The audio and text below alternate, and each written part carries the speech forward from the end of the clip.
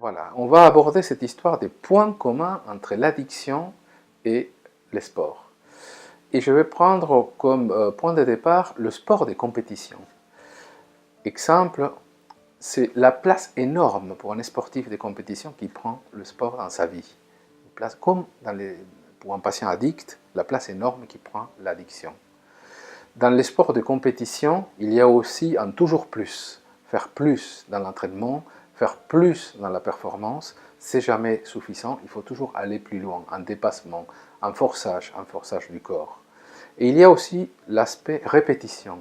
Répéter des gestes, répéter des mouvements, répéter une certaine pratique, comme par exemple au tennis, pratiquer les services 1000 fois, 2000 fois, pour entraîner la mémoire procédurale. Cette question de la répétition qui est bien ancrée dans les sports de compétition, dans les entraînements, mais aussi dans les addictions. Une nuance, dans les sports de compétition, il y a une préparation physique à respecter. Bien qu'il y ait une intensité énorme dans l'exigence, dans l'intensité, dans la répétition, il y a quand même une règle sacrée à respecter qui est le temps de récupération pour éviter les risques de blessures, que malheureusement, comme il y a cette notion de forçage dans les sports de compétition, risque à tout moment d'y arriver.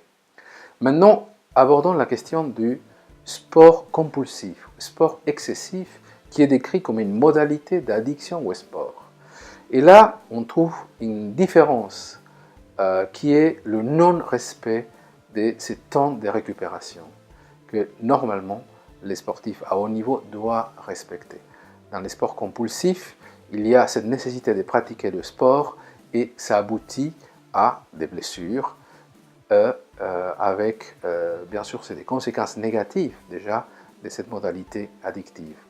Modalité addictive où le corps est utilisé pour traiter quelque chose d'autre. On utilise cette décharge motrice pour soulager une angoisse ou, selon cas par cas, peut-être d'autres types de symptômes. Dans ces cas-là, le sport sera vu comme une décharge motrice nécessaire pour calmer ou stabiliser quelque chose. Malheureusement, cette pratique excessive aboutit très souvent à des blessures et, quand il y a la blessure, l'effondrement de la personne.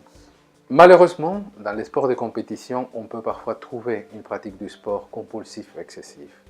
Et donc, dans ces cas-là, quand il y a un non-respect de la règle de récupération, les blessures graves, la recherche de la performance à travers les dopages, et quand il y a une suspension, une blessure, l'effondrement psychique du sportif qui a tout mis là-dedans.